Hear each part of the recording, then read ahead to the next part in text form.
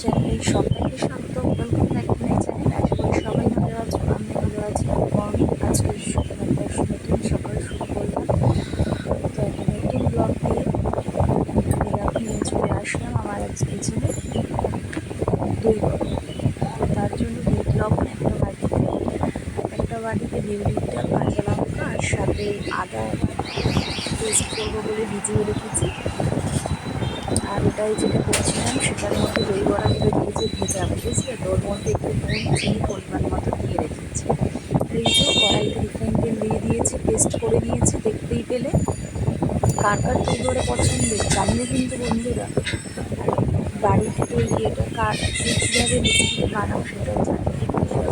ভেজে নিচ্ছি বড়ার, যেহেতু তো বড়ার মতোই হবে আকৃতি শেপটা। তো এই দেখো ভেজে নিলাম। এবার এদিকে তেঁতুল আর শুকনো লঙ্কার গুঁড়ো দিয়ে ভিজিয়ে রাখলাম একটা ছোট্ট বাটিতে। তেঁতুলের একটা ছড়াই নিয়েছি, যেহেতু আমরা টকটা আর শুকনো লঙ্কার গুঁড়োটা খুব পরিমাণে একটু কমই খাই, সুতরাং তোমরা চাইলে আর একটু বেশি পরিমাণেও দিতে পারো। তো এই যে ভালো করে, আর চারিদিকে কিছু সাউন্ড শোনা যেতে পারে, তো সেগুলো অ্যাভয়েড করে যেও। ভালো করে কেটে নেওয়া হচ্ছে। এইবার যেটা করা হবে সেটা হলো, যেই বাটিটাতে তোমরা দেখলে নুন চিনি মিশিয়ে বাটিতে রেখে সেখানে একটু দই দিয়ে নিলাম।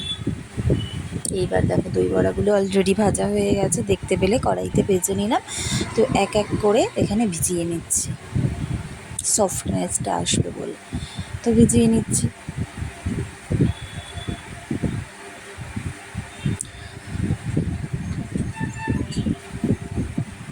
ভালো করে ভিজিয়ে নেব, এতে নুন চিনি সবটা বড়ার ভেতরে আর কি ঢোকে, মিষ্টি ভাব নোনতা ভাব সবটাই লাগে আর কি। ভালো করে ভিজিয়ে নিলাম।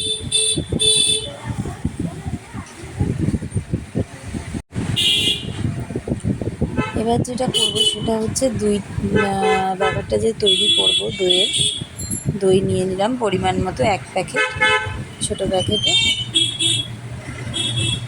সাথে এর মধ্যে দেবো একটুখানি সাম্বার মশালা,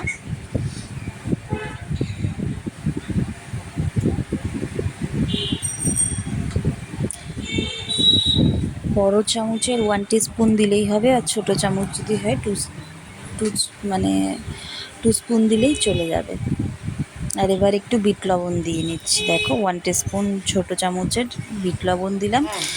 আর যেটা হচ্ছিল বাটিতে শুকনো লঙ্কা, আর ওদিকে হচ্ছে সর্ষে তেল দিয়ে ফোটানো হচ্ছিল।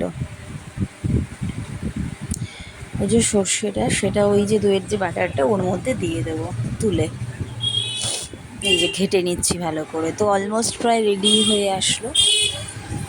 তারপরে যেভাবে সার্ভ করে সস সাথে ঝুড়ি ভাজা সব দিয়ে সার্ভ করতে হবে।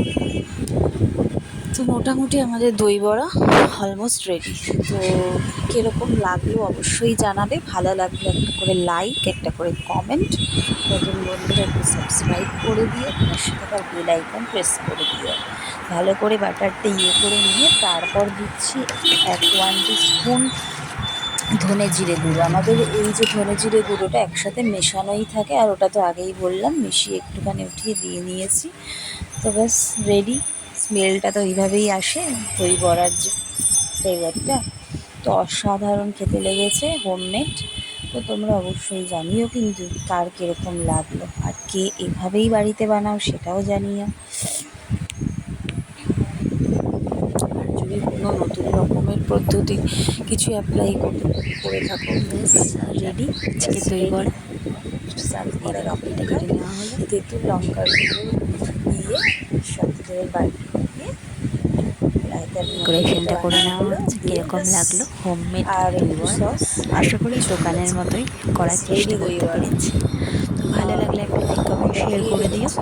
বন্ধুরা অবশ্যই সাবস্ক্রাইব করে দিও, পাশে থাকা লাইক বাটনটা প্রেস করে দিও।